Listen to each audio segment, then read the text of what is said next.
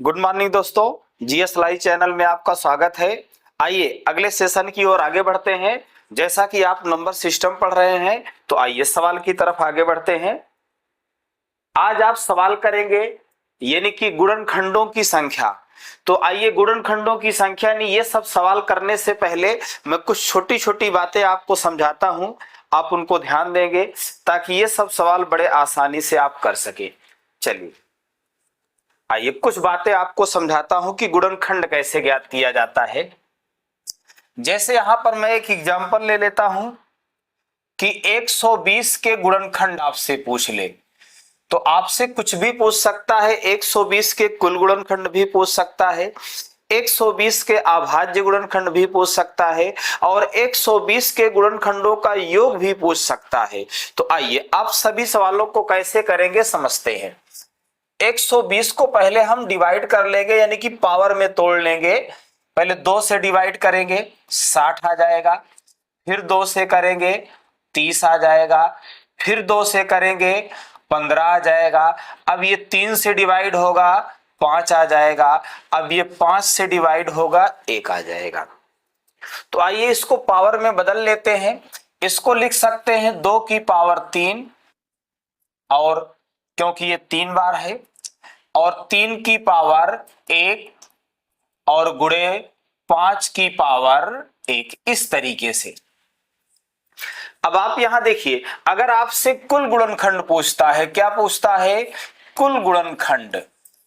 आपसे अगर कुल गुणनखंड पूछता है, कुल गुणनखंड, तो आप क्या करेंगे? पावर में एक एक बढ़ा देंगे और गुणा कर लेंगे। तो इसकी पावर कितना है? 3, 1 बढ़ाइए 4, इसकी पावर है 1, 1 बढ़ाइए 2, इसकी पावर है 1, 1 बढ़ाइए 2। पावर में एक एक बढ़ा करके हम लोग गुणा कर लेंगे। 4 दूना 8 दूना 16 आ जाएगा, यानी इसके कुल कितने गुणनखंड होंगे? 16 होंगे। जबकि आपसे अभाज्य गुणनखंड पूछे, अभाज्य गुणनखंड, तो अभाज्य गुणनखंड हम लोग कैसे निकालेंगे? पावर को डायरेक्टली जोड़ लेंगे, यानी 3 प्लस 1 प्लस 1 यानी कितना आ जाएगा? 5 आ जाएगा। यानी अभाज्य गुणनखंड पूछा जाएगा तो पावर को डायरेक्ट जोड़ लेंगे। और अगर आपसे गुणनखंडों का योग पूछा जाए, वो भी कुल कुल गुणनखंडों का, कुल गुणनखंडों का योग, अगर आपसे कुल गुणनखंडों का योग पूछता है तो आप योग कैसे निकालेंगे? आइए देखिए, यहां पर देखिए 2 की पावर कितना है? 3 है, तो इसको हम 2 की पावर 3 लिखेंगे और पावर एक एक कम करते हुए आएंगे। और कब तक? जब तक 0 ना हो जाए तब तक हम लोग इसको कम करते हुए आएंगे। 2 की पावर 2, 2 की पावर 1 और 2 की पावर 0। इसी तरीके से गुणे में 3 भी करना है, 3 की पावर 1 प्लस 3 की पावर 0। इसी तरीके से 5 को भी करना है, 5 की पावर 1 और प्लस 5 की पावर 0। चलिए सॉल्व कर लेते हैं इसको। ये कितना हो जाएगा? 8 हो जाएगा। 4 प्लस 2, और किसी की पावर 0 होती है तो उसका मान सदैव कितना होता है? 1 होता है। गुणे यहां पर कितना? 3 प्लस इसका भी मान कितना हो जाएगा? 1, क्योंकि किसी की पावर 0 है तो उसका मान सदैव कितना होगा? 1 होगा। चलिए जोड़ लेते हैं इसको ब्रैकेट में जो दिया गया है। 8 2 10, 4 14, 1 15 हो गया। गुणे 3 1 4 हो गया, गुणे 5 1 6 हो गया। चलिए गुणा कर लेते हैं। 15 चौके 60 हो गया, 60 में 6 36 यानी कि 360 आ जाएगा। अगर आपसे गुणनखंडों का योग पूछा जाए तो कितना? 360 आ जाएगा। तो इस तरीके से आप सवाल को सॉल्व कर सकते हैं। तो ये सब अलग अलग तरीके से आपको सवाल मिलेंगे। तो आइए अब हम लोग क्वेश्चन की तरफ आगे बढ़ते हैं। अब आपको कोई दिक्कत नहीं आएगी। चलिए पहला सवाल आपके सामने है कि 1440 के कुल गुणनखंड हैं। तो यहां पर कुल गुणनखंड पूछा गया है, तो आप 1440 को डिवाइड कर लीजिए। 1440 को डिवाइड कर देते हैं, 2 से डिवाइड करेंगे 720 आ जाएगा। 2 से डिवाइड करेंगे 2 तिहाई 6, 2 छंग 12, 360। फिर 2 से डिवाइड करेंगे 180। 2 से डिवाइड करते चलिए जब तक होता जा रहा है, यहां 45 आ जाएगा। अब 3 से डिवाइड होगा, तो 3 से डिवाइड करेंगे 3 एकन्नम 3, 3 पचे 15। फिर 3 से डिवाइड करेंगे 3 पचे 15। अब 5 से कटेगा, यानी 5 एकन्नम 5। इसको हम कैसे लिख सकते हैं, यहां देखिए गुणे में कितनी बार है, 3 2 5, यानी हम इसको लिख सकते हैं कि 2 की पावर 5 गुणे 3 कितनी बार है, 2 बार, तो 3 की पावर 2, और 5 कितनी बार है, 1 बार, तो 5 की पावर 1। इस तरीके से यानी कि हम इनको लिख सकते हैं। तो अब आपसे कुल गुणनखंड पूछा है, तो आपने अभी अभी सीखा है कुल गुणनखंड। कुल गुणनखंड कैसे निकाले जाएंगे, पावर में एक एक बढ़ा के गुणा कर लीजिए। यहां एक बढ़ाएंगे 6 आ जाएगा, इसमें एक बढ़ाएंगे 3 आ जाएगा, इसमें एक बढ़ाएंगे 2 आ जाएगा। गुणा कर लेते, 6 त्रिक 18 और 18 दूना कितना हो जाएगा, 36 हो जाएगा। यानी कुल गुणनखंड कितने होंगे, 36 होंगे। यानी ऑप्शन कौन सा होगा, बी नंबर। आइए दोस्तों अगले सवाल की तरफ बढ़ते हैं। 180 के सभी गुणनखंडों का योग आपसे पूछा है, तो अभी अभी आपको बताया गया है। आइए शुरू करते हैं सवाल को। 180 को डिवाइड कर लीजिए, 2 से तो 9 आ जाएगा, 90 यानी। फिर 2 से 45 आ गया, फिर 3 से 15, 3 से 5 और 5 से 1 आ गया। चलिए पावर में कर लेते हैं, 2 की पावर 2 हो जाएगा, क्योंकि 2 बार है ये भी 2 बार है, तो 3 की पावर 2, और 5 एक ही बार है, तो यानी 5 की पावर 1। आपसे पूछा गया है कुल गुणनखंडों का योग, यानी कि गुणनखंडों का योग आपको बताना है। चलिए सॉल्व कर लेते हैं गुणनखंडों का योग। चलिए यहां देखिए क्या है, 2 की पावर कितना है, 2, 2 की पावर 1 और 2 की पावर 0, यानी कम करते हुए हम 0 तक आएंगे। इसी तरीके से 3 की पावर 2, 3 की पावर 1 और 3 की पावर 0। इसी तरीके से 5 की पावर 1 और 5 की पावर 0। इस तरीके से करेंगे।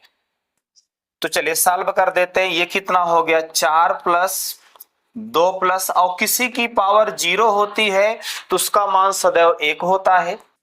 ये आ जाएगा 9 प्लस 3 प्लस 1, क्योंकि पावर 0 है तो उसका मान 1 होगा। और ये 5 प्लस 1 आ जाएगा।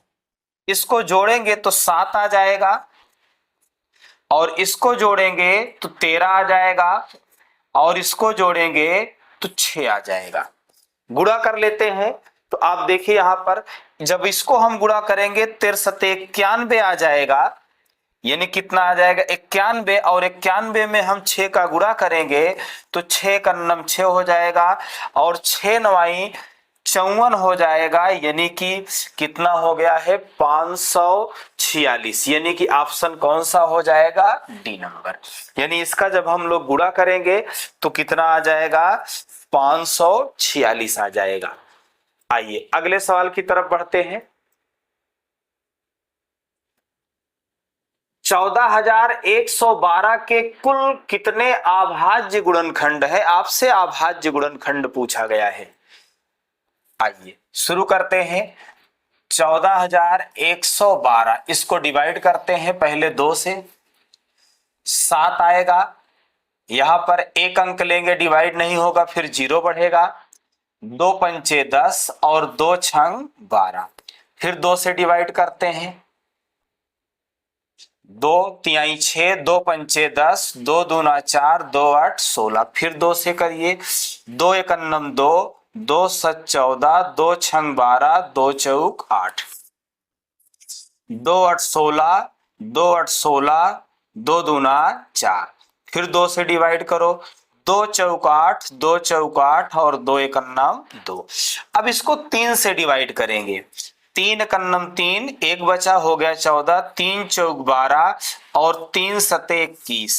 अभी फिर 3 से डिवाइड करेंगे, 3 चौक 12, 3 नवा 27। अब फिर हम 7 से डिवाइड करेंगे, 7 सता 49 और फिर 7 से डिवाइड करेंगे तो ये आ जाएगा।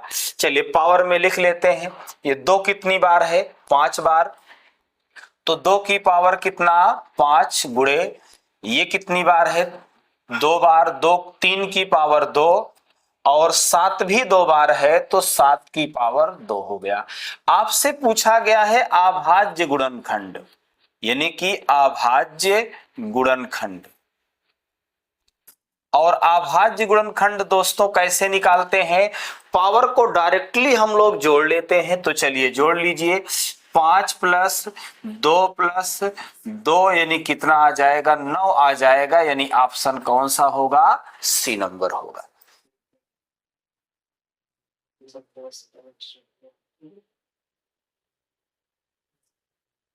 चलिए दोस्तों अगले सवाल की तरफ बढ़ते हैं।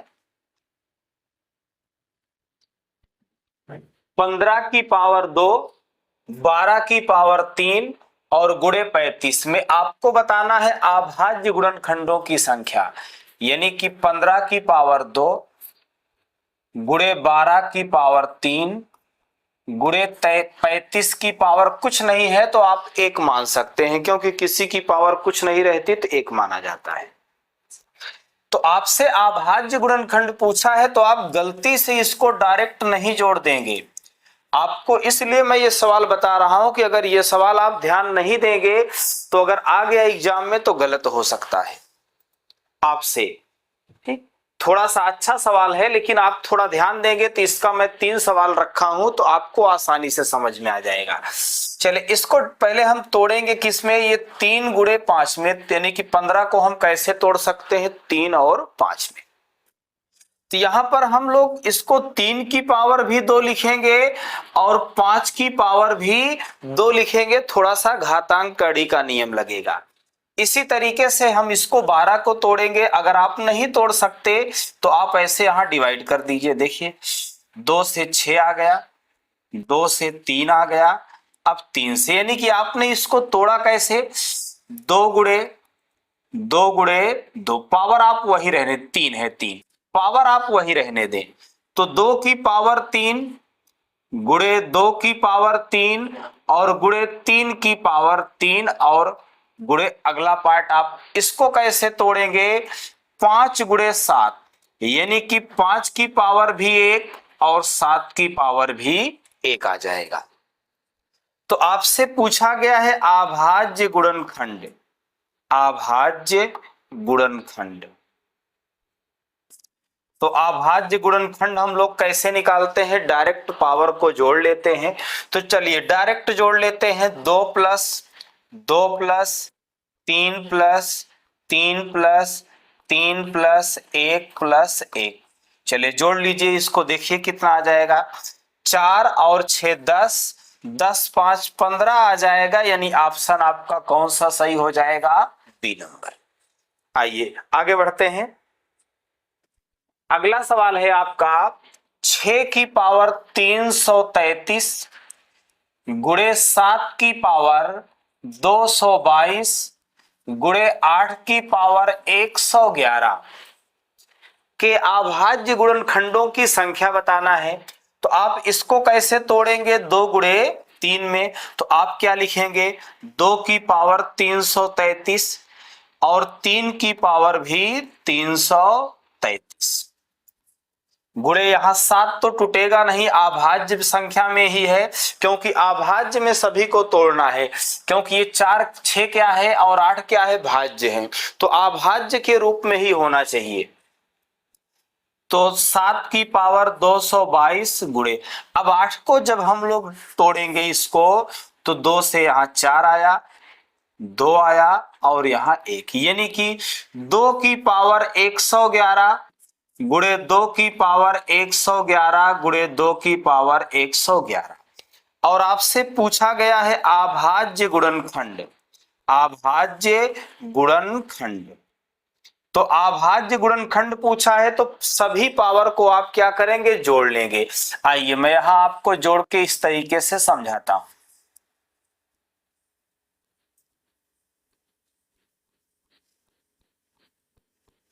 इस तरीके से आप जोड़ लीजिए।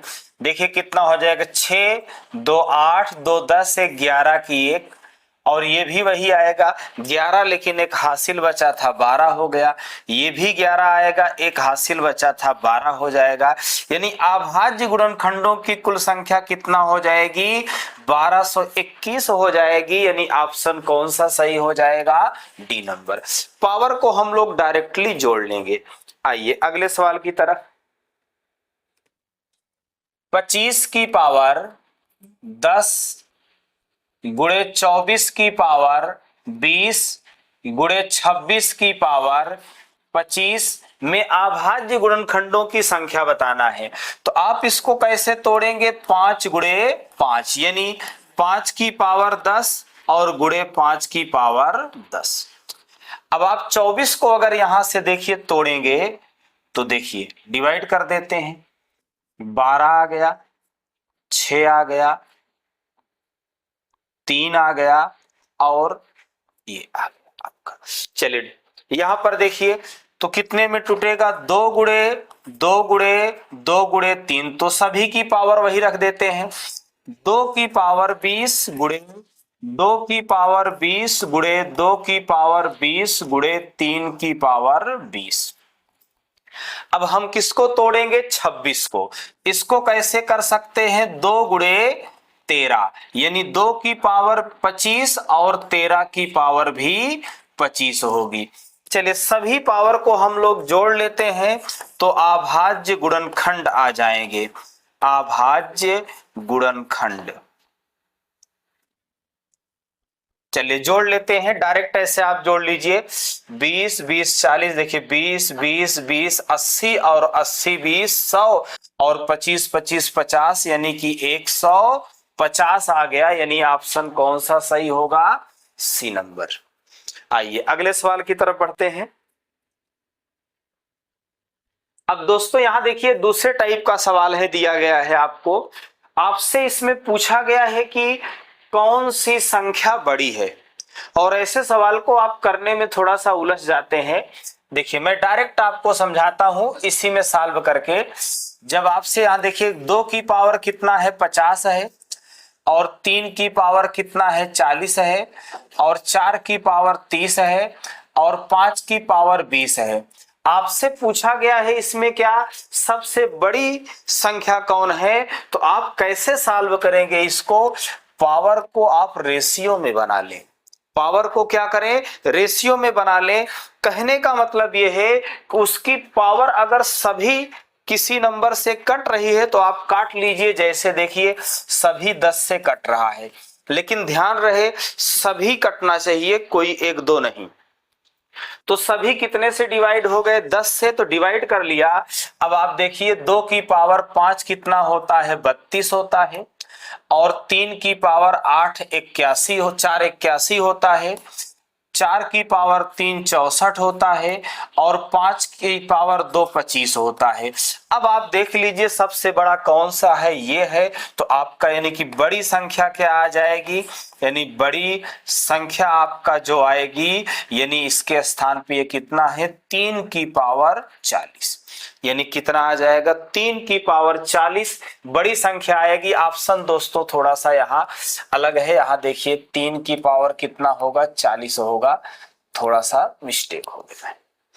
आइए अगले सवाल की तरफ, बिल्कुल इसी तरीके का एक सवाल है, देखिए। और अब देखिए इसको हम लोग डायरेक्ट उसी में सॉल्व कर देते हैं।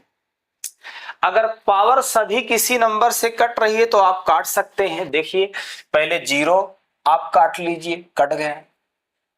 अभी भी क्या इसकी पावर डिवाइड हो रही है, सब डिवाइड होने चाहिए एक ही नंबर से।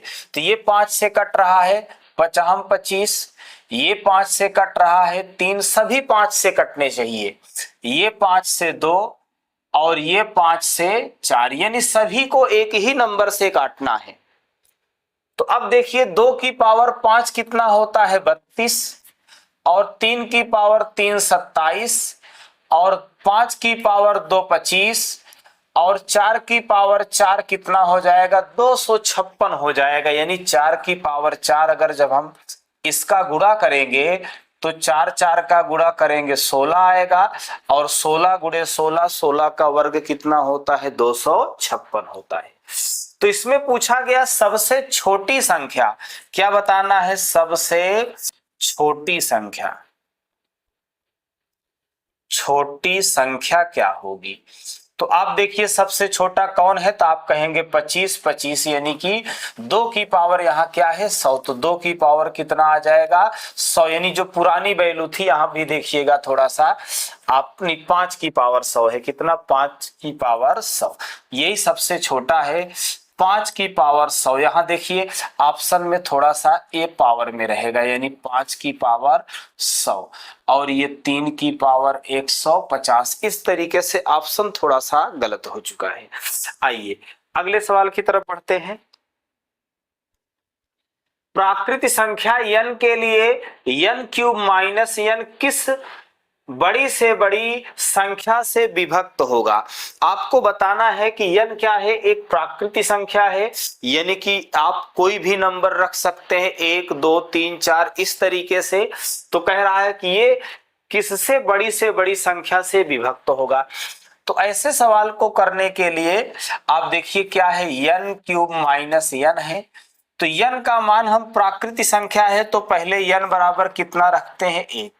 जब n बराबर 1 रखेंगे तो देखिए इसे सॉल्व करते हैं, कितना आएगा 1 का क्यूब माइनस 1, 1 का क्यूब 1 ही होता है, 1 माइनस 1 0 आ गया। अब दोस्तों आपको ध्यान रखना है कि अगर हमारा 0 आंसर आ गया है तो 0 आंसर नहीं हो सकता, क्योंकि जो 0 किसी को डिवाइड नहीं कर सकता, 0 किसी को डिवाइड नहीं कर सकता है, इसलिए 0 आंसर आया है, 0 आया है तो 0 आपका नहीं हो सकता। लेकिन अगर 0 के अलावा कोई भी नंबर आया होता 2 4 6 8 10 तो हम उसको डायरेक्ट कर दिए होते, और नहीं आया है तो हम और आगे बढ़ेंगे और n का मान कितना रखेंगे 2। इसी तरीके से आगे भी रख सकते हैं। तो जब यहाँ n का मान 2 रखेंगे तो 2 की पावर 3 माइनस 2, यानी 8 माइनस 2 यानी कितना आ जाएगा 6 आ जाएगा, यानी यही आपका आंसर हो जाएगा, यानी ऑप्शन कौन सा होगा बी। आइए अगले सवाल की तरफ बढ़ते हैं। यदि n एक धनात्मक पूर्णांक है तो आपको बताना है कि 3 की पावर 4n माइनस 4 की पावर 3n किस बड़ी से बड़ी यानी किस संख्या से सदैव विभाजित होगा। तो काम वही करना है, n बराबर पहले आप 1 रखेंगे, रख देते हैं तो देखते हैं क्या आएगा, 3 और 4 गुणे कितना 1, n का मान 1 रखना है, 4 की पावर 3 गुणे 1, इसे सॉल्व करेंगे तो यहां देखिए 3 की पावर कितना 4 एक 4 हो जाएगा, और माइनस 4 की पावर कितना है यहाँ पर 3 हो जाएगा। इसको और सॉल्व करते हैं, अगर हम 3 को 4 बार गुणा करेंगे तो कितना आ जाएगा 81 आ जाएगा, और 4 का क्यूब कितना होता है 64 होता है। चलिए इसको घटा देते हैं, तो एक कैरी लेंगे 11 यानी घटाएंगे तो 7 आएगा 4, यहाँ कितना बचा है 7, 7 में 1 घटा यानी कि 7 में से 6 घटाएंगे तो 1 बचेगा, यानी 17 आ जाएगा, यानी कि ऑप्शन कौन सा हो जाएगा बी। अगर दोस्तों 0 आया होता तब हम आगे बढ़ते, लेकिन यहाँ 0 नहीं आया है, कोई नंबर आ चुका है तो हमें आगे बढ़ने की जरूरत नहीं है। यदि n एक सम संख्या है तो आपसे पूछा गया है, यहां पर थोड़ा दोस्तों ध्यान रखिएगा, ये आपका जो दिया गया है 6 की पावर n माइनस 1, यानी ये किसमें है पावर में है, क्या है 6 की पावर n माइनस 1, यानी कि n एक सम संख्या है। लेकिन अब आप यहां ध्यान दें 6 की पावर n यानी कि किससे विभक्त होगा, तो अब आप ध्यान देंगे कि आप क्या रख देते थे n बराबर 1, n बराबर 2। लेकिन आप अगर सवाल पढ़ें तो यहां लिखा गया है कि n एक सम संख्या है, मतलब आप एक नहीं रख सकते जबकि आप 2 या 4 रख सकते हैं, यानी कि सम संख्या कहा गया है। इसीलिए हम एक ना रख के क्या रखेंगे, 2 रखेंगे। आएगा तो ठीक है, नहीं 4 रखेंगे, विषम संख्या नहीं रखनी। तो n बराबर 2 रखते हैं तो देखते हैं क्या आता है। 6 की पावर 2 माइनस 1 यानी कि 36 माइनस 1 यानी कितना हो जाएगा, 35 हो जाएगा। आपके सवाल का जवाब ऑप्शन डी हो जाएगा।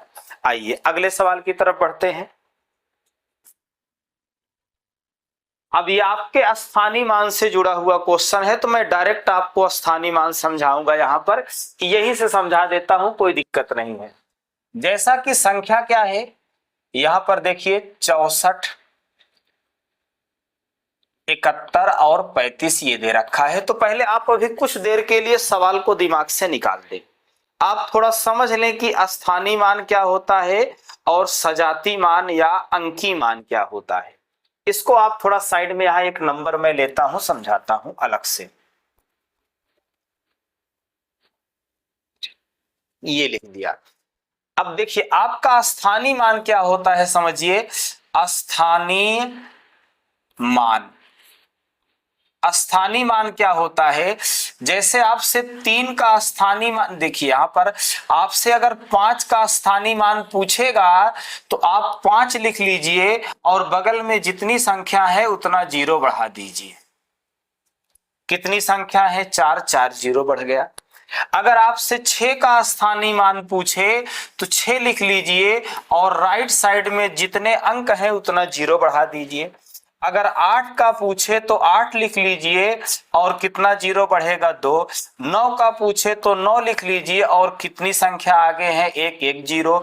ऐसे 3 का पूछे 3 लिख लीजिए और आगे संख्या है ही नहीं, तो यानी कि आपका, यानी कि आगे 0 नहीं बढ़ेगा। तो इस तरीके से हम स्थानीय मान निकाल लेते हैं।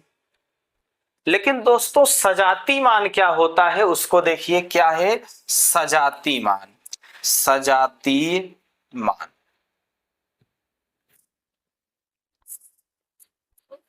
सजातीय मान, सजातीय मान या अंकीय मान, अंकीय मान या अंकित मान, कुछ भी दे सकता है इस तरीके से। सजातीय मान या अंकीय मान, ठीक।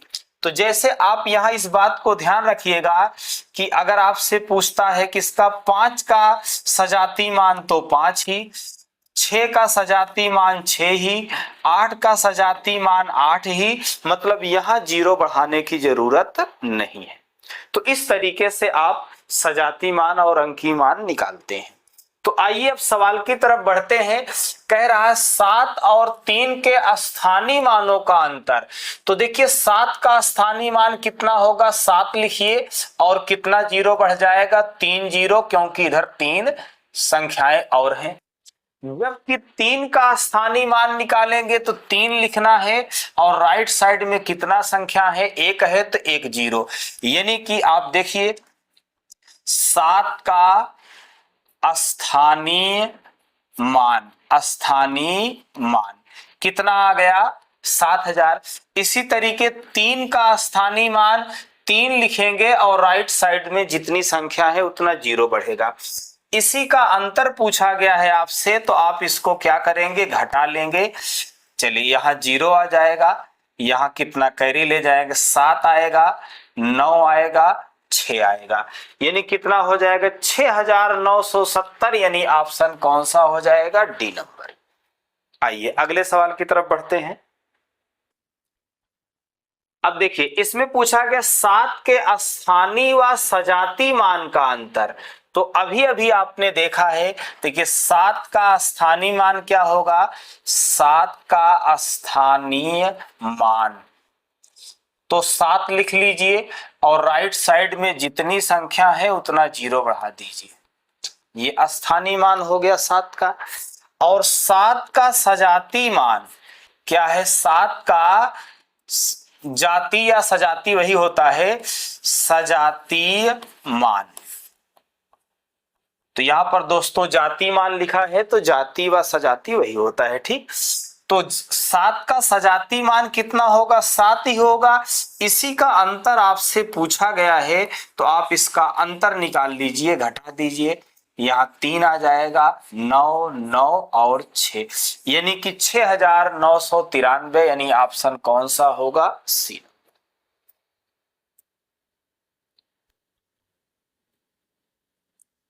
95,759 में 5 के स्थानीय मानों में कितना अंतर है, यानी 5 के स्थानीय मानों में बात कर रहा है, यानी 5 के 2 स्थानीय मान है। देखिए, एक 5 का स्थानीय मान है, 5 लिखोगे तो कितना जीरो बढ़ेंगे, 3 बढ़ेंगे। और एक 5 का स्थानीय मान है, 5 लिखोगे तो कितना जीरो बढ़ेगा, 1। तो 5 के जो दोनों स्थानीय मान है उसी का हमें अंतर निकालना है। तो चलिए इसका भी अंतर निकाल लेते हैं। अंतर निकालना है, कितना आ जाएगा, 0 5 9 और कितना, 4, यानी कि 4950, यानी ऑप्शन कौन सा होगा, ए नंबर। आइए अगले सवाल की तरफ बढ़ते हैं। अब देखिए दोस्तों, ये दशमलव में दे रखा हुआ है। अब आपको इसको थोड़ा समझना है। कह रहा है कि 17.4295 में 9 के स्थानीय मान।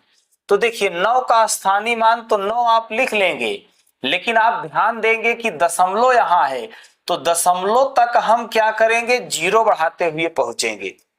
अभी तक देखिए क्या रहता था, जैसे 430 दिया गया है तो 36 दिया गया है, तो यहाँ 4 लिख लिया, दशमलव कहीं नहीं रहता, तो हम दशमलव यहाँ मान के चलते हैं, यानी कि इधर से हम उधर दशमलव तक जाते थे, 4 लिख के 0 बढ़ा देते थे 2। और अगर जब संख्या इधर भी है तो दशमलव यहाँ है, तो इसका मतलब हमें दशमलव तक ही जाना है।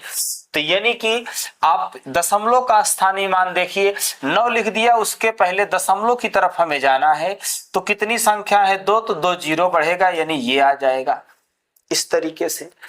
और आगे देखिए कह रहा है कि जाति मान, यानी कि देखिए अब 9 का, यानी कि 9 का स्थानीय मान कितना हो गया, 9 हो गया, और 9 का जाति मान कितना होगा, 9 ही होगा।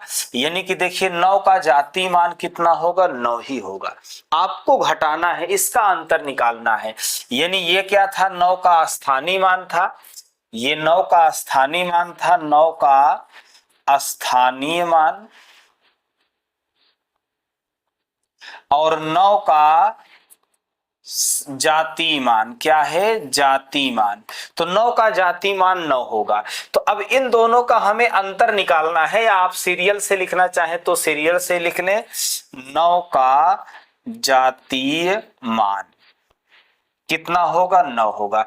इसी का अंतर आपसे पूछा है, तो अब ये संख्या ज्यादा है, ये कम है, तो इसमें से हम इसको घटाएंगे, यानी कि क्या है, 0.009 को। चलिए घटा के यहां समझाते हैं आपको।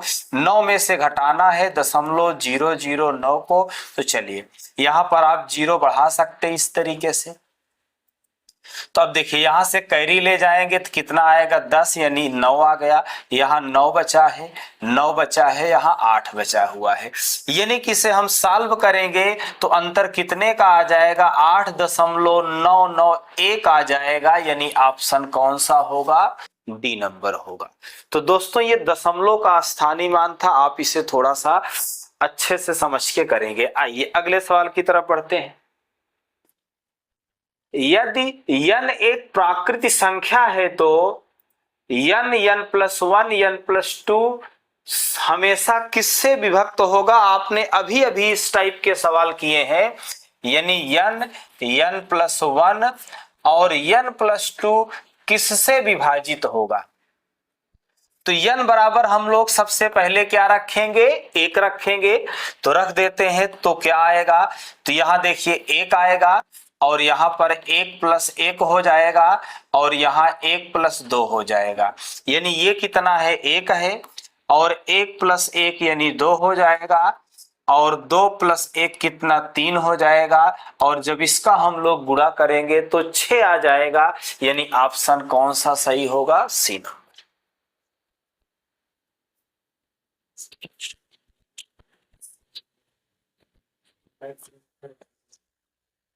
कितनी देर हुआ?